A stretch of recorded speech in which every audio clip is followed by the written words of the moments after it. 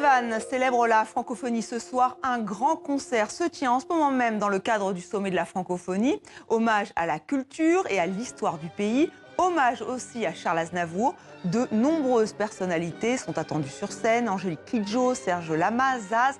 Un concert que vous pourrez revoir sur nos antennes.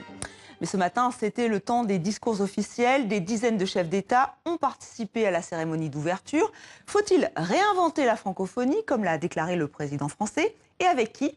Très critiquée, l'Arabie Saoudite n'est plus candidate. Les temps forts de cette rencontre, c'est avec Pascal Achar et Philippe Randrianarihananen. C'est le Premier ministre arménien qui a ouvert ce 17e sommet de la francophonie avec un hommage à l'enfant du pays, Charles Aznavour, décédé la semaine dernière. Nicole Pachinian a aussi évoqué les valeurs humanistes qui soudent la communauté francophone.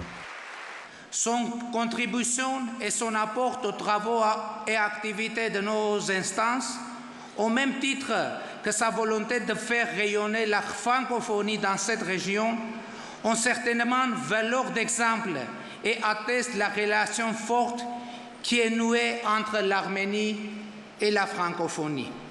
Une famille diverse, mais unie autour d'une langue et des valeurs partagées, a souligné le président français.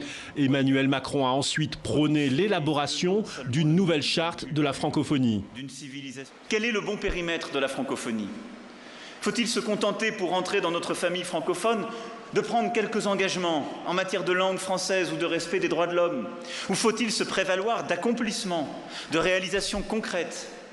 Ne devrions-nous pas être plus exigeants avec nous-mêmes et ne pas chercher à aller toujours plus loin, mais à consolider déjà 84 que nous sommes? La paralysie. Un plaidoyer visant à barrer la route à de nouveaux candidats non francophones, notamment l'Arabie Saoudite, qui a finalement suspendu sa demande d'adhésion à la suite des critiques sur les droits de l'homme. En revanche, l'Irlande et Malte en Europe, mais aussi la Gambie en Afrique de l'Ouest ou la Louisiane aux États-Unis accèdent au statut d'observateur au sein de l'OIF. Faisons de notre diversité notre force. Osons repousser plus loin nos frontières. Ce 17e sommet devrait être marqué par le grand retour de l'Afrique à la tête de l'Organisation internationale de la francophonie. Après une parenthèse canadienne de 4 ans, la voie est désormais libre pour sa rivale, Louise Mushikiwabo, la ministre rwandaise des Affaires étrangères. Avec nous sur ce plateau, Dominique Volton, bonsoir. Bonsoir. Vous êtes chercheur au CNRS, directeur de la revue Hermès et aussi l'auteur de Demain la francophonie. Alors Emmanuel Macron veut une francophonie conquérante, féministe, réinventée. Il a raison? Oui, bien sûr qu'il a raison. Si vous voulez, dans la francophonie, c'est les Français qui n'aiment pas leur langue et qui n'aiment pas la francophonie. Par contre, dans le monde entier, il y a beaucoup plus d'appétence, d'intérêt, de sympathie. Donc la tragédie que nous avons à résoudre, nous Français, c'est d'aimer notre langue et d'aimer la francophonie. On réduit beaucoup trop et stupidement la francophonie à l'histoire coloniale. Pas du tout, ça a commencé avant. Et la force de la francophonie, c'est d'être une grande langue mondiale face à la mondialisation. Donc le français, il faut le rappeler, elle n'appartient pas seulement aux Français, mais c'est la langue de l'amour, de la politique et de la liberté. C'est pas mal. Donc c'est une langue politique. Mais alors lui, il défend une langue de création contre l'anglais, langue d'usage. Oui. Est-ce que c'est une bonne définition? Ben oui, parce que moi, je plaide pour une autre académie. Il y a l'Académie française, mais il faudrait faire une académie des langues françaises, parce que tous les petits mots qui circulent dans le monde en français, même s'ils sont reconstruits de travers, c'est pas grave, parce que l'important, c'est qu'une langue soit parlée. Et il faudrait développer la francophonie dans les affaires. Il ne faut pas laisser à l'anglais, qui est très utile comme première langue mondiale, il ne faut pas laisser à l'anglais le vocabulaire économique et le style de la manière de faire des affaires. Donc, si je puis dire, la francophonie, rien ne lui est étranger. Elle peut intervenir partout, sur la culture, sur la politique, sur l'économie, sur la vie quotidienne, parce que c'est une manière d'un rapport au monde qui est un peu différent du rapport anglo-saxon. Alors, Louise Mushikiwabo, qui est la candidate rwandaise, elle devrait être nommée à la tête de l'OIF. Elle parle une sorte de mini-ONU. Elle a raison, on peut vraiment être sur tous les fronts? Alors, écoutez, moi qui travaille depuis très longtemps sur la francophonie, oui et non, parce que oui, c'est un mini-ONU, au sens où ça reflète différents pays, cultures, du monde entier. Mais le défaut de la francophonie, c'est que c'est trop institutionnel. Si vous voulez, là, c'est une réunion des chefs d'État, mais moi, je plaide pour une liaison beaucoup plus forte de la francophonie institutionnelle avec les sociétés civiles, notamment avec les jeunesses. Une langue, elle ne vaut que par ses inventions. Or, si vous voyagez dans le monde, vous apercevez qu'on invente cette langue tous les matins. Et la francophonie est trop institutionnelle, ressemble trop à l'ONU, justement. C'est très important, mais donc ça ne suffit pas. Vous voulez une francophonie plus ouverte, libérée, plus sauvage, plus créatrice, moins sérieuse. Si vous voulez, une langue, c'est d'abord de la créativité. Et là, nous, on est quand même un peu empesés par ces chefs d'État qui sont là, par ce style onusien. J'ai envie de dire, ouvrez les fenêtres, ouvrez les portes et puis inventez. Eh bien, nous allons vous emmener dans les coulisses de ce sommet, Dominique Volton, puisque nos envoyés spéciaux ont décidé d'en savoir un petit peu plus. Voyez ce reportage de Mylène Girardot. C'est le jour des retrouvailles. Dans l'œil des caméras du monde entier, la secrétaire générale de la francophonie, Michaël Jean, et le Premier ministre arménien, Nikol Pachinian, accompagnés de leurs époux, accueillent un à un les dirigeants de la famille francophone, avec quelques couacs dans le protocole.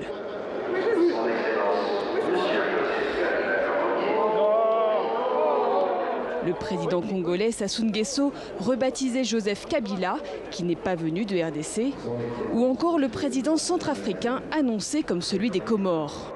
Ils ont raconté du n'importe quoi ici, les présidents passent, ils annoncent des pays, ce ne sont pas des pays au fait de ces présidents qui passent. Et comme dans toutes les réunions de famille, il y a les embrassades chaleureuses et les sourires crispés. Le début de 2 jours de calvaire pour la Canadienne Michaël Jean, lâchée par son propre pays et Québec à la veille du sommet. Un abandon dans la dernière ligne droite qui aurait notamment permis au Canada d'obtenir le retrait de la candidature de l'Arabie Saoudite. Seule, ou presque, Michaël Jean n'a désormais plus aucune chance d'être reconduite pour un second mandat. Sommes-nous prêts à accepter que la démocratie, les droits et les libertés soient réduits à de simples mots, que l'on vide de leur sens au nom de la réelle politique, de petits arrangements entre États ou d'intérêts particuliers? Une attaque clairement dirigée contre la France qui fait pression depuis des mois sur ses partenaires en faveur de sa candidate Louise Mushikiwabo. La chef de la diplomatie rwandaise fait désormais consensus pour prendre la tête d'une organisation recentrée sur sa langue et ses valeurs. C'est aussi de bâtir une francophonie dans un monde qui est de plus en plus fracturé. Et donc de se battre pour une langue qui est la nôtre, son apprentissage, l'éducation, particulièrement en Afrique où on a des défis absolument colossaux. On dit souvent que la francophonie, ce n'est pas la France. Ça, c'est la théorie. En pratique, c'est toujours Paris qui donne le là. Paris qui donne le là. Est-ce que vous êtes d'accord, Dominique Volton? Alors, il donne le là, oui, parce qu'on finance beaucoup l'OIF et tout ce qui est autour. Mais contrairement à ce qu'on pense, on a l'impression que Paris contrôle tout, non. Si je puis dire, même le problème qu'on a dans la francophonie, c'est qu'on ne sait pas trop ce que veut franchement la France dans la durée. Bien sûr, on contrôle un peu les élections, on contrôle un peu le financement, mais j'ai envie de dire, on devrait être plus capable de donner des utopies, des grandes directions, et naturellement, plus écouter le reste du monde. La force de la francophonie, c'est la diversité culturelle, c'est pas seulement la France. La langue française n'appartient pas aux Français, mais nous en sommes quand même les principaux locuteurs. Donc il faudrait à la fois que la France soit un peu plus fière de la francophonie, sans avoir les contentieux du passé, et ensuite de ça, qu'on ouvre plus sur le monde et qu'on reconnaisse que le génie de la francophonie, mais c'est la même chose pour l'espagnophonie, pour la lusophonie, nous sommes des armes de diversité culturelle, c'est-à-dire pour ouvrir sur le monde, et qu'on ne soit pas simplement enfermé dans l'anglais. Autrement dit, défendre le français, c'est aussi défendre l'espagnol, le russe, l'arabe. Et maintenant, nous allons donc à Erevan retrouver Marian Naguzevski, l'un de nos envoyés spéciaux. Alors Marian, on attend la désignation de la secrétaire générale de l'OIF. Il n'y a pas de suspense. Comment ça va se passer maintenant ? Alors, vous venez de le dire, c'est une désignation sans suspense, puisque Louise Mushikiwabo est assurée d'être la nouvelle secrétaire générale de l'OIF, même si Michaël Jean a décidé de rester candidate jusqu'au bout. Alors, comment vont se passer les choses demain matin, vendredi ? Eh bien, les chefs d'État et de gouvernement des pays membres vont se réunir dans ce bâtiment, juste derrière moi. Une réunion à huis clos pour désigner la nouvelle secrétaire générale de l'OIF. Une réunion de pure forme, donc. Et l'annonce de cette désignation devrait suivre à la mi-journée en séance de clôture de ce sommet, Estelle. On a beaucoup parlé de cette succession, mais ce sommet a permis aussi à des pays de faire leur entrée dans cette grande famille francophone. Lesquels ? Oui, c'est vrai, Estelle. La question de la succession à l'OIF a occupé beaucoup de place, mais ce sommet, c'est aussi l'occasion pour plusieurs pays de mettre un premier pied dans l'OIF. Vous l'avez dit, ce sera non pour l'Arabie saoudite, pour ses violations répétées des droits de l'homme. Et ce sera oui, en revanche, pour l'Irlande, Malte, la Louisiane et la Gambie, qui deviennent donc membres observateurs. Vous l'avez dit, l'intérêt d'entrer dans l'OIF, c'est un intérêt politique, diplomatique, mais aussi économique. On va écouter la réaction plutôt satisfaite du ministre des Affaires étrangères gambien que nous avons interrogé tout à l'heure.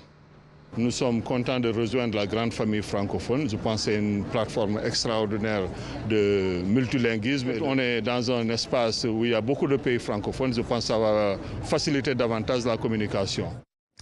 Voilà pour cette réaction, voilà pour cette page francophonie. Merci Marian d'avoir été avec nous en direct. On va vous retrouver dans les jours qui viennent, demain notamment.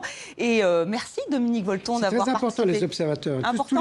Tous les pays. Parce que ça élargit la famille au-delà de la langue sur un intérêt politique des droits de l'homme, parce que la francophonie, elle porte quand même ses valeurs démocratiques. Donc plus il y a de pays qui veulent être observateurs ou associés, mieux c'est quand même. Il faut s'ouvrir sur le monde et surtout avoir confiance.